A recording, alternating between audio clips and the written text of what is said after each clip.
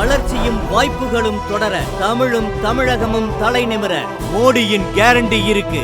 இனி பயம் எதற்கு? 1860 அப்ரஹாம் லிங்கனுடைய கேபினெட் பாத்தீங்கன்னா எப்படி இருக்குன்னா, ப்ரொஃபஷனல்ஸ் குவாலிஃபிகேஷன் கிரைட்டீரியா. என்னை எதிர்த்து போட்டியிட்டாங்க என்கின்ற ஒரே காரணத்திற்காக அவங்கள ஒரு நிராகரிக்கல், எபிலிட்டி கேப்பபிலிட்டி கொண்டு வந்தாங்க. இது ஒபாமா பார்த்தோம், ஹிலரி கிளின்டனை கொண்டு வந்தாங்க, செக்ரட்டரி ஆஃப் ஸ்டேட்டா வச்சாங்க. கர்ம வீரர் காமராஜர் ஐயாவை தமிழ்நாட்டில் பார்த்தோம். ஏன்னா அவருக்கு எதிராக போட்டியிட்ட சி சுப்பிரமணிய ஐயா எஸ் ப்ரொஃபஷனல், தரோ ப்ரொஃபஷனல், அவரை கொண்டு வந்து கேபினெட்ல வச்சாங்க. ஸோ இந்தியாவில் இது நடந்திருக்கு, உலகத்திலும் இது நடந்திருக்கு. அதாவது ஒரு டிஸ்கஷன் அக்ரிமோனியஸா இருக்கலாம், எலெக்ஷன் ப்ராசஸ் அக்ரிமோனியஸா இருக்கலாம், வேட்பாளர்கள் ஒருத்தர் சண்டை போட்டுக்கலாம். ஆனால் ஒரு நாட்டை கவர்ன் பண்றதுக்கு who is the best person to be in that cabinet அப்படிங்கிறது இதற்கு முன்பும் நாம் பார்த்திருக்கின்றோம். அது வருகின்ற காலத்திலும் நடக்கும் என்கின்ற பெரிய நம்பிக்கை இருக்கு. எதுக்கு இது சொல்றாங்க? இது இன்னைக்கு பெரிய டாபிக் இல்லைங்க, இதற்கு முன்பே கூட அது நடந்திருக்கு. இது என்னுடைய இரண்டாவது கருத்தாக உங்கள் முன்னால் நான் வைக்க விரும்புகின்றேன். நான் இன்னைக்கு ஒரு அரசியல் கட்சியை சார்ந்திருந்தாலும் கூட நானும் அதை எதிர்நோக்கி காத்திருக்கின்றேன். இன்னும் ஒரு 10 வருஷம், இன்னும் ஒரு 15 வருஷத்துல, மேபி 10 இயர்ஸ்ல நீங்க டிஎம்கே வாருங்க, ஏடிஎம்கே வாருங்க, பிஜேபி வாருங்க, but whoever gets the mandate, if you think somebody is very superior in the opposite party, invite him to the cabinet. அது எந்த தப்பும் கிடையாது, அது எந்த தப்பும் கிடையாது. ஏன்னா அது எந்த தப்பு இல்லை அப்படிங்கிறது என்னுடைய தனிப்பட்ட கருத்து. ஏன்னா நம்ம அண்ணாமலை என்கின்ற உங்களை போன்ற ஒரு குடிமகனுடைய கருத்து, there is nothing wrong. ஏன்னா ப்ரொஃபஷனல்ஸ் வந்ததுக்கு அப்புறம் திரும்ப ஒரு ஹார்டு கோர் ஐடியாலஜிக்கல் ஸ்டாண்ட் எடுத்தீங்கன்னா எடுக்கணும், கவர்னன்ஸ் எடுக்கணும், எல்லா இடத்துலையும் எடுக்கணும், but you cannot take it all the time. அடுத்து மூன்றாவது ஒரு விஷயத்தை உங்கள் முன்னால் வைக்க வேண்டும் என்பது என்னுடைய அன்பார்ந்த ஒரு வேண்டுகோளும் கூட. நீங்க அதை கவனத்தில் எடுத்துக்கொள்ள வேண்டும் என்பது என்னுடைய அன்பார்ந்த வேண்டுகோள். இன்னைக்கு ப்ரொஃபஷனல்ஸ் பார்த்தீங்கன்னா நிறைய பேர் பாலிடிக்ஸ்னா ஒரு கமெண்டேட்டிங் ஸ்டேஜில் மட்டும் இருக்காங்க. ஒரு கமெண்ட்ரி, இது சரி, இது தப்பு, இதே அப்படி பண்ணிருக்கலாம், இதே அப்படி பண்ணிருக்கலாம். ஆனால் இன்னைக்கு ஒரு ப்ரொஃபஷனல்ஸ் பாலிடிக்ஸ்குள்ள வர்ற முதல் ஸ்டெப்பு பார்த்தீங்கன்னா, they got to get their skin in the game. Skin in the game. கொஞ்சம் அவங்க எலக்ட்ரல் பாலிடிக்ஸ் ஸ்பேஸ்க்குள்ள கொஞ்சமாச்சு கிரவுண்டுக்கு வரணும். அது வெரி இம்பார்ட்டன்ட்.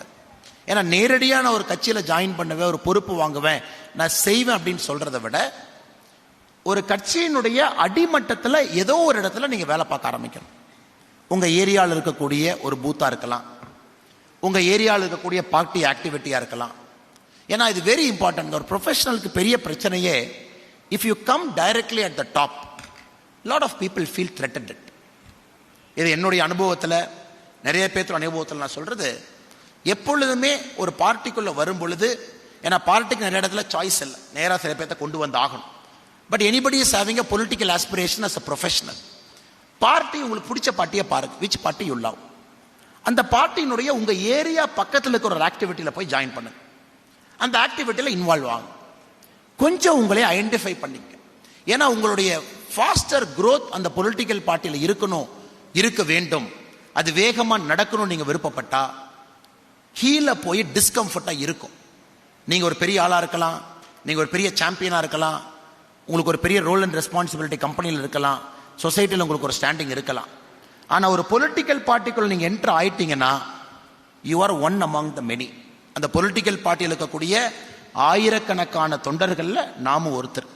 அந்த டிஸ்கம்ஃபர்ட்டை நீங்க ஃபேஸ் பண்ணணும் அப்படிங்கிறது என்னுடைய அன்பார்ந்த வேண்டுகோள். ஏன்னா the professionals in politicsல very very important is how you face discomfort. How you face discomfort. அதனால தான் நிறைய ப்ரொஃபஷனல்ஸ் வந்துட்டு கிளம்பிடுவாங்க.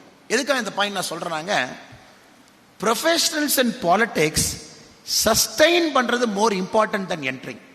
என்டர் ஆயிரலாம், but sustaining is very important. Sustain ஆக முடியாது.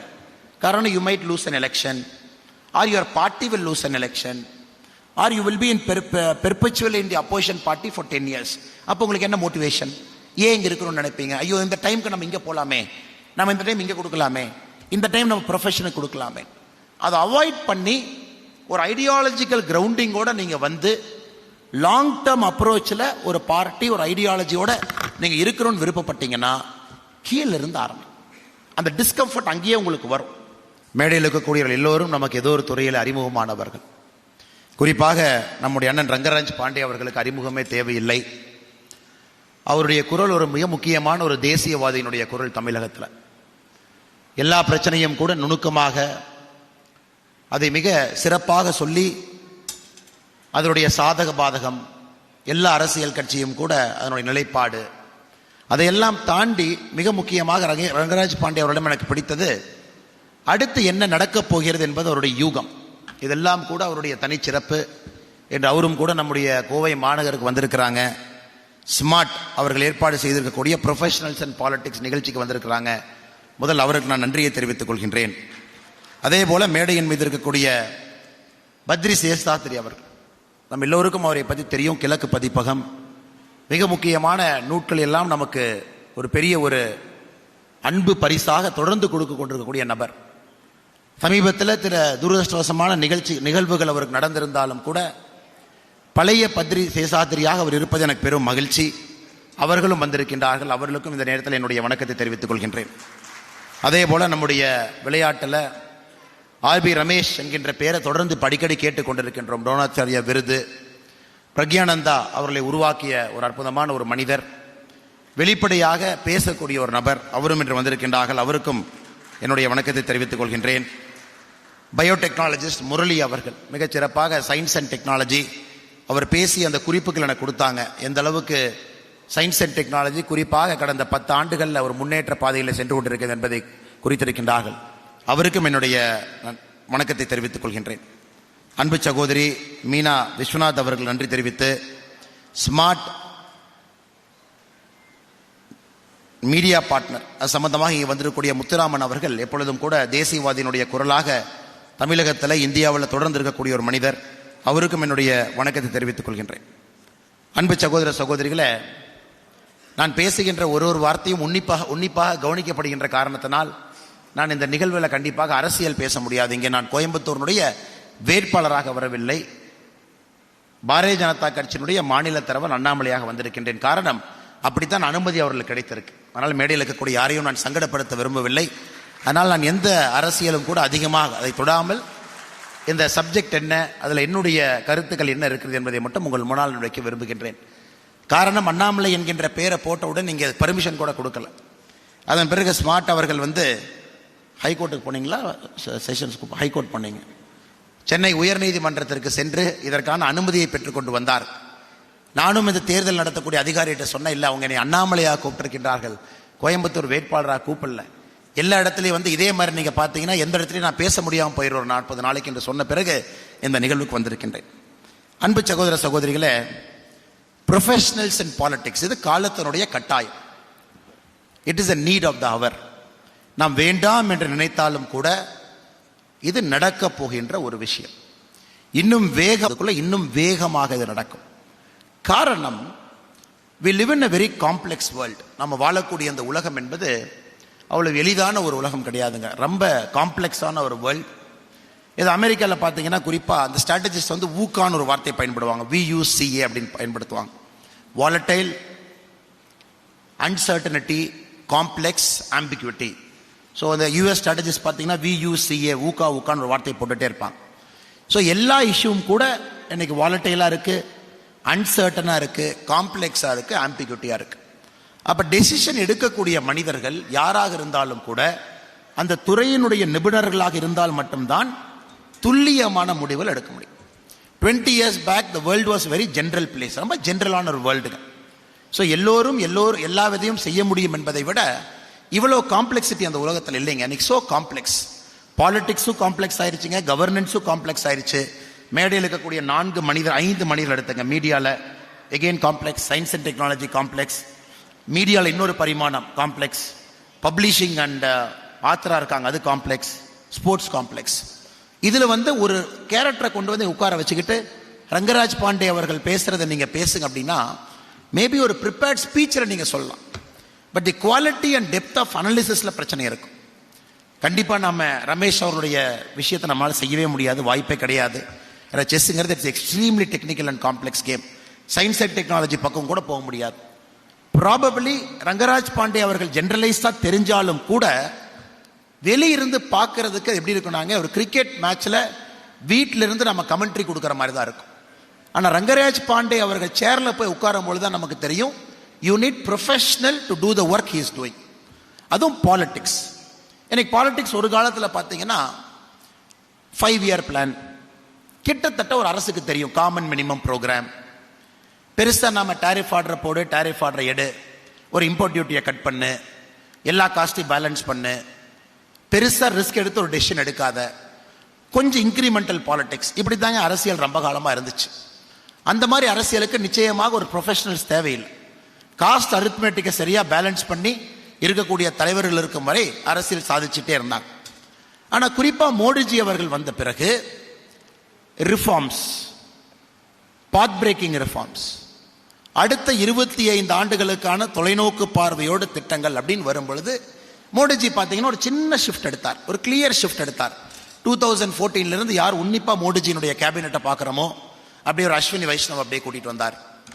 ஏன்னா அடல் பிகாரி வாஜ்பேயி அவனுடைய பிரைம் மினிஸ்டர்ஸ் ஆஃபீஸில் ஒரு டைரக்டராக வேலை பார்த்துருக்காங்க. அதன் பிறகு ரிசைன்மெண்ட்டு வாட்டன் போனாங்க MBAக்கு. அதன் பிறகு ஒரு பிரைவேட் கம்பெனியில் வேலை பார்த்தாங்க. ஸோ இருந்தாலும் இவ்வளவு எக்ஸ்பீரியன்ஸ் இருந்தாலும் கூட மிக முக்கியமானது ஒரிசாவில் அவர் கலெக்டராக இருந்த பொழுது, ஒரிசாவில் வேறு வேறு அட்மினிஸ்ட்ரேட்டிவ் எபிலிட்டி இருந்த பொழுது அவர் செய்த வேலை, அது இன்னைக்கு அவருக்கு ஒரு பெரிய மைல் ஸ்டோன். அவரை கொண்டு ஒரு ப்ரொஃபஷனல் ஒரு டிபார்ட்மெண்ட்டில் உட்கார வச்சாங்க. ராஜீவ் சந்திரசேகர்ஜி அப்படியே கூட்டிகிட்டு ஒரு ப்ரொஃபஷனல் டிபார்ட்மெண்ட் உட்கார வச்சாங்க. பியூஷ் கோயல் திரும்ப ஒரு ப்ரொஃபஷனல் டிபார்ட்மெண்ட் உட்கார வச்சாங்க. நிர்மலா சீதாராமன் அவர்கள் அவங்க திரும்ப ஒரு ப்ரொஃபஷனல் டிபார்ட்மெண்ட்டில் உட்கார வச்சாங்க. பூபேந்தர் யாதவ்ஜி திரும்ப பார்த்தீங்கன்னா ஒரு காம்ப்ளெக்ஸ் என்விரான்மெண்ட் டிபார்ட்மெண்ட்டில் உட்கார வச்சாங்க. ஸோ மோடிஜியினுடைய அரசியலை யார் பார்க்குறோமோ அவர் ஒரு மிக்ஸ் ஆஃப் பாலிடிக்ஸ் போனாருங்க. அதாவது hard core political leaders who can hold fort, அவங்க மாநிலத்தை அவங்க ஏரியாவை எந்த தலைவர்களாக ஹோல்டு பண்ண முடியுமோ அவர்களுக்கும் இடம், அதே நேரத்தில் பாத் பிரேக்கிங்காக வித்தியாசமாக சிந்திக்கக்கூடிய தலைவர்கள் அவர்களுக்கும் ஒரு இடத்தை மோடிஜி கொண்டு வந்தாங்க. அது மோடிஜியினுடைய இந்த 10 ஆண்டு காலத்தில் ஒரு டிரான்சிஷன் நம்ம பார்க்குறோம். மோர் டுவர்ட்ஸ் ப்ரொஃபஷனலிசம் நோக்கி பாலிடிக்ஸ் போக ஆரம்பிக்குது. இரண்டாவது என்னுடைய கெஸ் பார்த்தீங்கன்னா 2024 to 2029 நானும் ஒரு காமன் மேனை எதிர்பார்க்கிறது மோடிஜி வில் ஆக்சலரேட்டட் மோர்.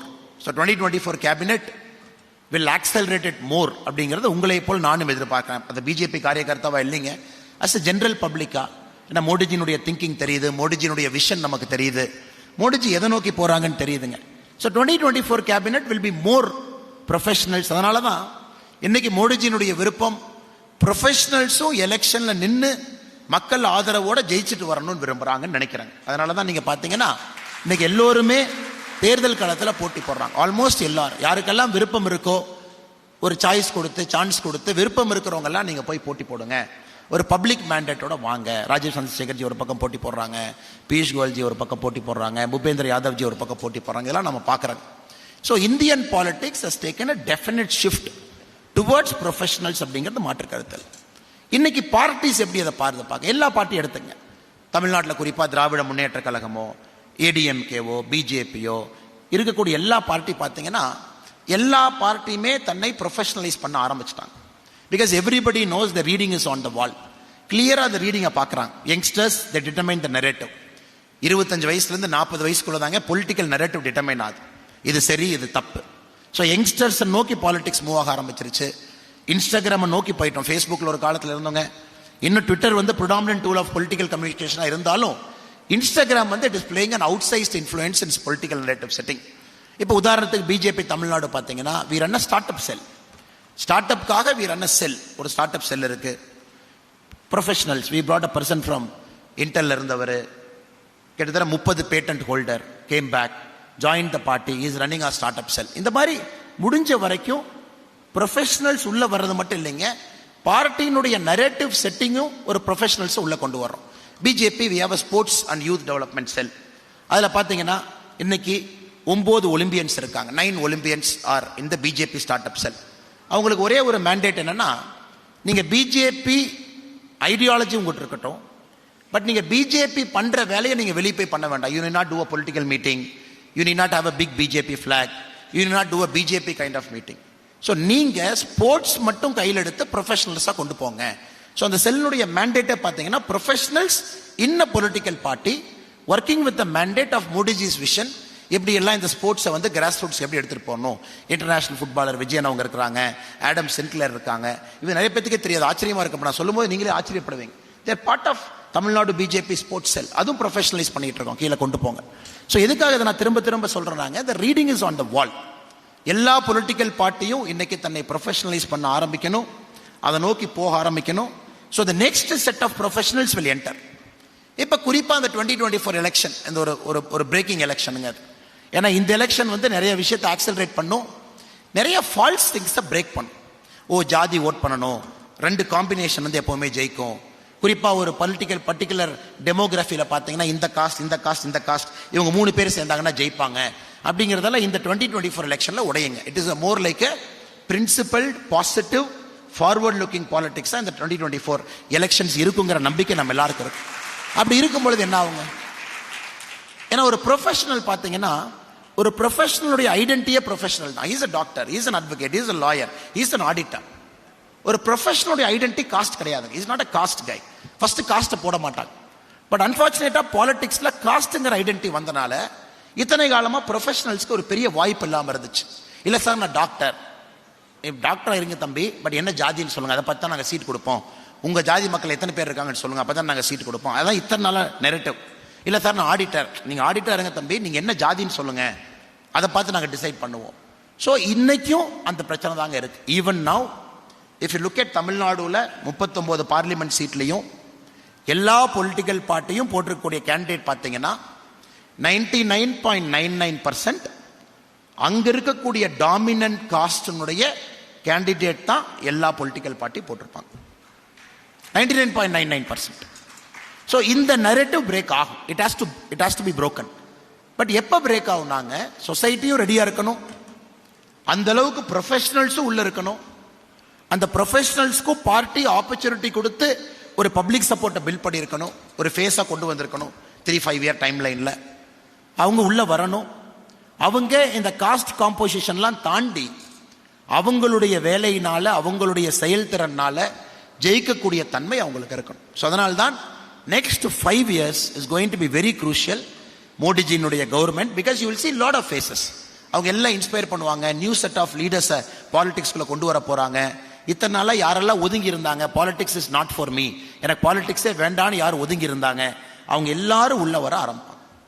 இதுக்கு 1860 Abraham Lincoln Republican nomination. Abraham லிங்கனோட பார்த்தீங்கன்னா 5 பேர் போட்டி போட்டாங்க. ரிபப்ளிகன் நாமினேஷன் 5 பேர் சண்டை போட்டாங்க. ஸோ ஒருத்தர் மட்டும்தான் ரிபப்ளிகன் கேண்டிடேட்டா நாமினேட் ஆக முடியும். அந்த 5 பேர்த்துல பார்த்தீங்கன்னா அப்ரஹாம் லிங்கன் ஜெயிக்கிறார். அதன் பிறகு அப்ரஹாம் லிங்கன் அமெரிக்கன் பிரசிடென்ட் ஆகிறார். ஸோ லிங்கன் என்ன பண்றாருங்க, அவர் ஃபர்ஸ்ட் கேபினெட்ல அவரு கூட யாரெல்லாம் போட்டி போட்டாங்களோ எல்லாத்தையும் கேபினெட்டுக்குள்ள கொண்டு வர்றாங்க.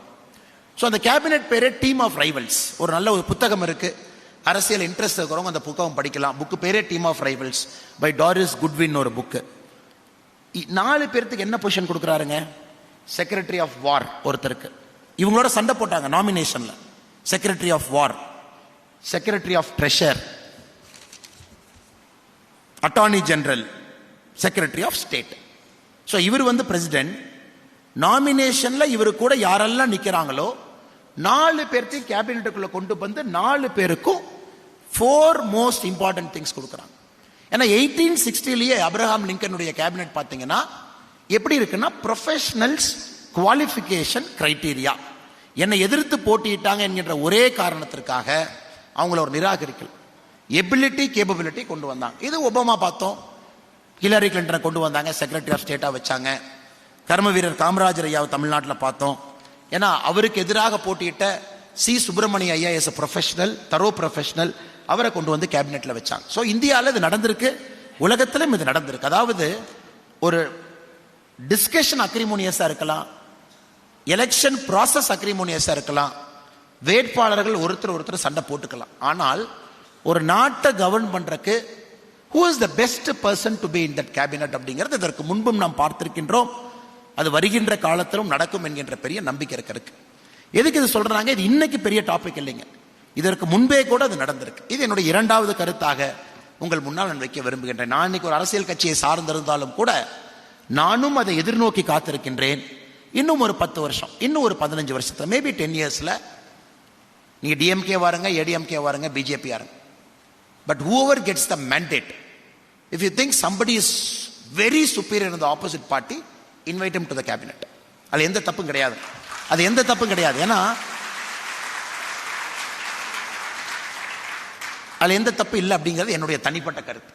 ஏன்னா நம்ம இந்த அண்ணாமலை என்கின்ற உங்களை போன்ற ஒரு குடிமகனுடைய கருத்து, there is nothing wrong. ஏன்னா ப்ரொஃபஷனல்ஸ்னு வந்ததுக்கு அப்புறம் திரும்ப ஒரு ஹார்டு கோர் ஐடியாலஜிக்கல் ஸ்டாண்ட் எடுத்தீங்கன்னா எடுக்கணும், கவர்னன்ஸ்ல எடுக்கணும், எல்லா இடத்துலையும் எடுக்கணும். But you cannot take it all the time. அடுத்து மூன்றாவது ஒரு விஷயத்தை உங்கள் முன்னால் வைக்க வேண்டும் என்பது என்னுடைய அன்பார்ந்த ஒரு வேண்டுகோளும் கூட. நீங்க அதை கவனத்தில் எடுத்துக்கொள்ள வேண்டும் என்பது என்னுடைய அன்பார்ந்த வேண்டுகோள். இன்னைக்கு ப்ரொஃபஷனல்ஸ் பார்த்தீங்கன்னா நிறைய பேர் பாலிடிக்ஸ்னா ஒரு கமெண்டேட்டிங் ஸ்டேஜில் மட்டும் இருக்காங்க. ஒரு கமெண்ட்ரி, இது சரி, இது தப்பு, இதே அப்படி பண்ணிருக்கலாம், இதே அப்படி பண்ணிருக்கலாம். ஆனால் இன்னைக்கு ஒரு ப்ரொஃபஷனல்ஸ் பாலிடிக்ஸ்குள்ள வர்ற முதல் ஸ்டெப்பு பார்த்தீங்கன்னா they got to get their skin in the game. Skin in the game. கொஞ்சம் அவங்க எலக்ட்ரல் பாலிடிக்ஸ் ஸ்பேஸ்க்குள்ள கொஞ்சமாச்சு கிரவுண்டுக்கு வரணும். அது வெரி இம்பார்ட்டன்ட். ஏன்னா நேரடியாக நான் ஒரு கட்சியில் ஜாயின் பண்ணுவேன், ஒரு பொறுப்பு வாங்குவேன், நான் செய்வேன் அப்படின்னு சொல்றதை விட ஒரு கட்சியினுடைய அடிமட்டத்தில் ஏதோ ஒரு இடத்துல நீங்க வேலை பார்க்க ஆரம்பிக்கணும். உங்க ஏரியாவில் இருக்கக்கூடிய ஒரு பூத்தா இருக்கலாம், உங்க ஏரியாவில் இருக்கக்கூடிய பார்ட்டி ஆக்டிவிட்டியா இருக்கலாம். ஏன்னா இது வெரி இம்பார்ட்டன்ட். ஒரு ப்ரொஃபஷனலுக்கு பெரிய பிரச்சனையே, if you come directly at the top, lot of people feel threatened. இது என்னுடைய அனுபவத்தில், நிறைய பேர் அனுபவத்தில் நான் சொல்றது, எப்பொழுதுமே ஒரு பார்ட்டிக்குள்ள வரும் பொழுது, ஏன்னா பார்ட்டிக்கு நிறைய இடத்துல சாய்ஸ் இல்லை, நேராக சில பேர்த்த கொண்டு வந்து ஆகணும்.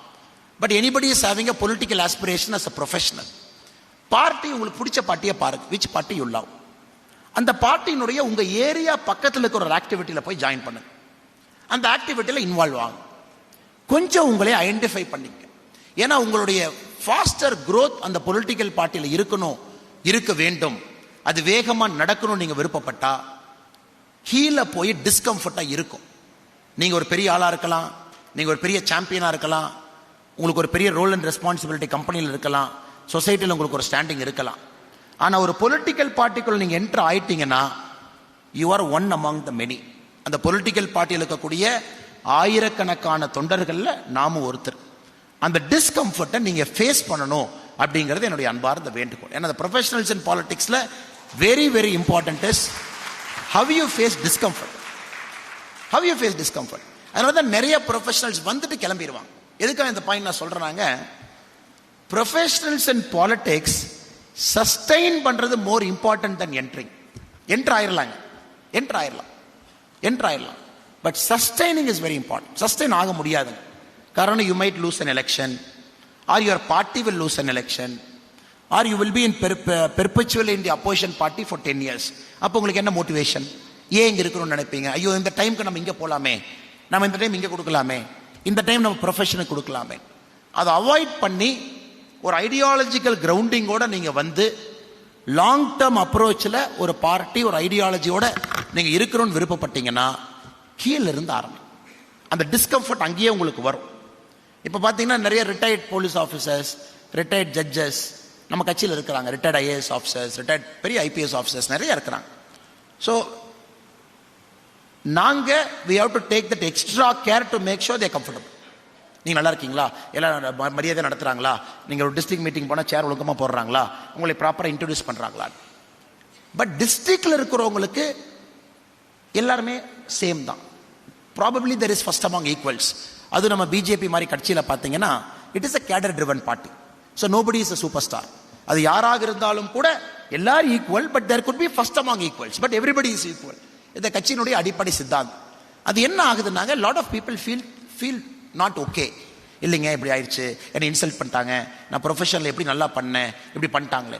அதனால் இங்கே இருக்கக்கூடிய youngsters, if you think you are cut out for a career in politics, probably you might consider after achieving something in your professional life by 35, 40, 45 you might try to enter politics நினைச்சீங்கன்னா ஒரு ordinary மெம்பரா ஒரு கட்சியில ஒரு 5-6 வருஷம் அப்படியே செயல் பண்ண ஆரம்பிங்க. just go to a booth committee meeting, sit there, be one among the crowd, sit somewhere. அப்படியே கொஞ்சம் கொஞ்சமா உங்க கெரியரும் ப்ரோக்ரஸ் ஆகும். the moment you decide you want to get fully involved in the party, that is the time to join the party and come and sit in the stage. ஏன்னா டைரக்டா ஸ்டேஜுக்கு வரும் பொழுது you will get into a lot of discomfort. இதனுடைய மூன்றாவது கருத்தாக வைக்க வேண்டும் என்கின்ற ஆசை. ஏன்னா இது ரொம்ப முக்கியமான கருத்து. ஏன்னா நிறைய ப்ரொஃபஷனல்ஸ் இப்போ நாம் உள்ள கொண்டு வந்து அவங்களை அப்படியே ஸ்மூதன் பண்ணி கொண்டு போயிட்டு இருக்கோம். இந்த 3 விஷயங்கள் உங்களுக்கு வைத்து விட்டு அதே நேரத்தில் ப்ரொஃபஷனல்ஸ் வரும் பொழுது என்னெல்லாம் அவங்களால சாதிக்க முடியுது. எனக்கு ஜெய்சங்கர் அவங்க பாருங்க, is a very thorough professional. முழு service, Indian foreign service, foreign secretary, அவருடைய தந்தையே ஒரு மிகப்பெரிய ஒரு ஸ்ட்ராட்டஜிஸ்ட். அதன் பிறகு டாடா குரூப் ஆஃப் கம்பெனிஸில் கொஞ்ச நாள் எக்ஸ்போஷர், குளோபல் ரோல்ஸ். அதன் பிறகு இன்னைக்கு நம்முடைய மோடிஜி கேபினெட்டில் ஃபாரின் மினிஸ்டராக இருக்காங்க. இன்னைக்கு நிச்சயமாக நாம் சொல்ல முடியும், ஜெய்சங்கர்ஜி அவர்கள் நம்முடைய மோடிஜி கேபினெட்டில் இருக்கும் பொழுது நிச்சயமாக அவருடைய ஃபோக்கஸ்ட் அப்ரோச் வந்த பிறகு ஃபாரின் பாலிசியில் இந்தியாவிற்கு ஒரு தனித்தன்மை இருக்குது அப்படிங்கிறத யாரும் மாற்றிக்க முடியாது. ஆனால் அவர் வரும்போது, டே 1 வரும்பொழுது lot of people are critiquing, இது டிப்ளமசி இல்லை, இட் இஸ் பாலிடிக்ஸ். டிப்ளமசி ஒரு ஃபாரின் அஃபேர்ஸ் லெவலில் செக்ரட்டரி லெவலில் இருக்கும், பட் ரொம்ப ஹையஸ்ட் லெவலில் it is all politics. You cannot have diplomats at highest level. அதை அவர் டிஸ்ப்ரூவ் பண்ணியிருக்கார். அடுத்து பியூஷ் கோயல்ஜி எடுத்துக்கங்க, India Middle East Europe economic corridor, இதை America, India, Saudi Arabia, UAE, France, Germany, Italy, EU, இது எவ்வளவு பெரிய அக்ரிமெண்ட்னாங்க. இப்போ சமீபத்தில் நம்ம சைன் பண்ணது, lot of people might not know, but I tell you an inside story. இது எவ்வளவு முக்கியமான ஒரு அக்ரிமெண்ட்னா, we are completely changing the geopolitical order. இன்னைக்கு உலகத்தினுடைய geopolitical order என்ன இருக்குங்க, the India Middle East Europe economic corridor, ஒரே இதில் சைனாவை கவுண்டர் பண்ணுறோம், ஒரே இதில் அக்ரெசிவ் பவர்ஸை கவுண்டர் பண்ணுறோம், ஒரே அக்ரிமெண்ட்ல பிக் பவர்ஸ் எல்லாத்தையும் நம்மகிட்ட கொண்டு வந்திருக்கோம், including Saudi Arabia, including America, including the biggest of European powers France and Germany. But நம்ம வெளியிருந்து பார்க்குறோம், சைன் பண்ணியாச்சு. பட் இந்த அக்ரிமெண்ட், இந்த மாதிரி அக்ரிமெண்ட்லாம் பார்த்தீங்கன்னா it is all minimum 2-3 years and making. Minimum 2-3 வருஷம் ஃபைன் பிரிண்ட்ஸ், ஒரு விஷயத்தை சால்வ் பண்ணி அதை டெஃப்டாக ஹேண்டில் பண்ணி, ஒரு கண்ட்ரியும் த்ரெட்டன் பண்ணாமல், ஒரு கண்ட்ரிக்கு இந்த டீலில் they should take something out of this deal. In a deal when one country gets everything, no country is willing to participate. So இந்த டீல் பியூஷ் கோயல்ஜி அவர்கள் பண்ணியிருக்கக்கூடிய, நம்முடைய மோடிஜி அவர்கள் பண்ணியிருக்கக்கூடிய India Middle East European economic corridor has completely changed the nature of world order. இது ஒரு professionals அங்கே இருக்கிறாங்க, தெரியும் how to clinch it. ஒரு எக்ஸாம்பிள் சொல்ல முடியும், ஜோதிராதித்ய சிந்தியா. ஜோதிராதித்ய சிந்தியா உங்களுக்கு பார்த்தீங்கன்னா is a very unique person. Though he comes from a very well established political family, Raja family, but when you meet him, when you sit with him, when you talk with him for half an hour, ஒரு நாள் ஒரு வாட்சை பார்த்தாங்க. his watch was 20 minutes ahead of time. என் பக்கத்தில் உட்கார்ந்தார். நான் அவர்கிட்ட சொன்னேன், சார் டைம் கொஞ்சம் தப்பா இருக்கு, கரெக்ட் பண்ணிக்கங்க. we were sitting in Trichy. 20 நிமிஷம் வேகமா இருந்துச்சு சார், கொஞ்சம் 20 நிமிஷம் அதிகமா இருக்கு, டைம் கரெக்ட் பண்ணுங்க. சிந்தியாஜி told me, இல்லப்பா 20 மினிட்ஸ் எப்பவுமே நான் லைஃப்ல ஃபாஸ்டா இருக்கணுங்கிறக்காக 20 மினிட்ஸ் டைம் முன்னாடி வச்சிருக்கேன் அப்படி. இது ரொம்ப ஆச்சரியங்க. he actually is like that. அவர் ஏதோ பேருக்காக சொல்லிங்க, by nature also is like that. இன்னைக்கு என்ன பண்ணியிருக்காங்க பாருங்க. நம்ம ஆட்சிக்கு வந்த பொழுது 2014 மோடிஜி 72 ஏர்போர்ட்ஸ் இருந்துச்சு, இன்னைக்கு 151 கொண்டு போயிட்டாங்க. Professionalism. I think India builds not only the largest number of airports, we also built the fastest airport. If you look at the airport, பூமி பூஜை போடுறதிலிருந்து airport opening, I think the indoor one is making a world record in terms of the square feet capacity. பூமி பூஜை போடுறதிலிருந்து airport திறக்கறதுக்குள்ள we are setting a global benchmark in logistics management and building an airport. இதெல்லாம் ஒரு ப்ரொஃபஷனலுக்குனால பண்றாங்க. அஸ்வினி வைஷ்ணவ் சொல்லவே வேண்டாம், 2 important ministry, railways இருக்கு, electronics இருக்கு. குறிப்பாக உங்களுக்கு தெரியும், சமீபத்தில் ஒரு போர்டில் எழுதிட்டு இருப்பாரு, நீங்க அந்த வீடியோ பார்த்துருப்பீங்க, செமிகண்டக்டர் பற்றி அந்த வாட்ஸ்அப் வீடியோ பார்த்துருப்பீங்க. Ashwini Vaishnaw ji takes a class to ஜேர்னலிஸ்ட்டுக்கு போர்டில் எழுதுறாங்க செமிகண்டக்டர் பாலிசி என்ன, செமிகண்டக்டர் ஈகோ சிஸ்டம் என்னன்னு ஒரு minister like technocrat is explain. இன்னைக்கு பார்த்தீங்கன்னா India is 90% railway electrification, 50% railway electrification. Out of that 90 has happened only after Ashwini Vaishnavji has taken over as India's railway minister. இந்த மாதிரி பல உதாரணம் சொல்லிட்டே போலாங்க. Bhupender Yadav ji, India's installed renewal energy 28 கிகாவாட்ல இருந்து 174 gigawatt. India is playing a leading role in global ecology sector. இன்னைக்கு நாம நெரேட்டிவ் செட் பண்றோம். இதனால பாத்தீங்கன்னா Americans in Europeans use to set as narrative, குறிப்பா ரெனியூவல் எனர்ஜி. இன்னைக்கு நாம குளோபல் கார்பன்ஸ்ல, குளோபல் காமன்ஸ்ல, குறிப்பா கார்பன் ஆஃப்செட்ல, இல்லை இந்தியாவுடைய narrative is very important narrative. அதுவும் முக்கியமாக ஒரு அமைச்சர் இருக்காங்க, ராஜீவ் சந்திரசேகர்ஜி. உங்களுக்கு தெரியும், சாஃப்ட்வேர் சைடில் அவருக்கு இருக்கக்கூடிய மென்மையான அந்த அறிவு. Because he himself he run a company, BPL, sold it, Juniper Networks. அதன் பிறகு இன்னைக்கு பார்த்தீங்கன்னா குறிப்பாக இந்தியாவுடைய நெக்ஸ்ட் பாலிசி எப்படி இருக்கணும், சோஷியல் மீடியா பாலிசி எப்படி இருக்கணும், டெக்னாலஜி பாலிசி எப்படி இருக்கணும், அதில் ராஜீவ் சந்திரசேகர்ஜி இருக்காங்க. அதனால் நண்பர்களே, அதிகமாக நேரத்தை எடுத்துக்கொள்ள விரும்பவில்லை. என்னுடைய 3 கருத்துக்களை மட்டும் உங்களுக்கு பதிவு செய்ய வேண்டும் என்கின்ற ஆசை. ப்ரொஃபஷனல்ஸ் வரணும், அதற்கான நேரம் next 5 years it is going to accelerate. அதில் எந்த மாற்று கருத்தும் இல்லை.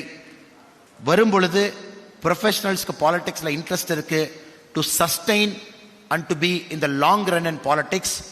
ஃபுல் டைம் வர்றதுக்கு முன்னாடியே put your feet in the water. உங்கள் தண்ணிக்குள்ள லைட்டாக காலை விடுங்க. உங்களுக்கு பிடிச்ச பார்ட்டி அப்படியே லோக்கலாக மூவ் பண்ண ஆரம்பிங்க. கொஞ்சம் கொஞ்சமாக ஃபெமிலியரைஸ் ஆகிக்குங்க. Try to get into that comfort zone or be in the discomfort zone. I think better way of saying is discomfort ஜோனில் இருக்க பழகிக்குங்க. Slowly study when your time is right, you will see politics in a very different way. You will not see it as business, winning and losing. You will see politics as a long-term approach to solving social problem. இந்த 3 கருத்துக்களை உங்களுக்கு சொல்ல வேண்டும் என்கின்ற ஆசை. அதே நேரத்தில் நம்முடைய ஸ்மார்ட் குழுமத்திற்கு ஒரு பெரிய நன்றியை தெரிவித்துக் கொள்கின்றேன். மிகுந்த சிரமத்துக்கு இடையில் இதை ஆர்கனைஸ் பண்ணியிருக்காங்க. மீனா விஸ்வநாத் அவர்கள் உட்பட நம்முடைய தேசிய திறர்கள் எல்லாரும் இங்கே இருக்கிறாங்க. எல்லாருக்கும் அந்த நேரத்தில் நன்றிகளை தெரிவித்துக் கொண்டு, நம்முடைய நண்பர் நாகர்கோவிலிருந்து சுரேஷ் அவர்கள் ஐடியா கால்டு மலைன்னு ஒரு புக் எழுதியிருக்காருங்க. யாத்திரை போகும்பொழுது I met him, I felt I am not a guy who will deserve a book. அதனால தான் பார்த்தீங்கன்னா புக் ரிலீஸ் ஃபங்க்ஷனை கூட கொஞ்சம் நான் வரல. I came only for this function because books are written by some people who might see something in me, but I really don't see anything in me, at least for the time being. அதனால் சுரேஷ் அவர் எங்கிட்ட ஏதோ பார்த்துருக்காரு. அதுக்காக சுரேஷ் அவருக்கு நான் நன்றியை தெரிவிச்சுக்கிறேன். Thank you so much for effort in writing that book and getting that book release despite many arts. Thank you Suresh அவரை, இங்கே இருக்கீங்க ஒரு நண்பருக்கு பெரிய நன்றி. Thank you so much. மேடையில் இருக்கக்கூடிய எல்லோருக்கும் நன்றி தெரிவித்து, வந்திருக்கக்கூடிய எல்லோருக்கும் நன்றி தெரிவித்து என்னுடைய உரையை முடித்துக் கொள்கின்றேன். நன்றி, வணக்கம். பாரத் மாதா கி ஜெய்.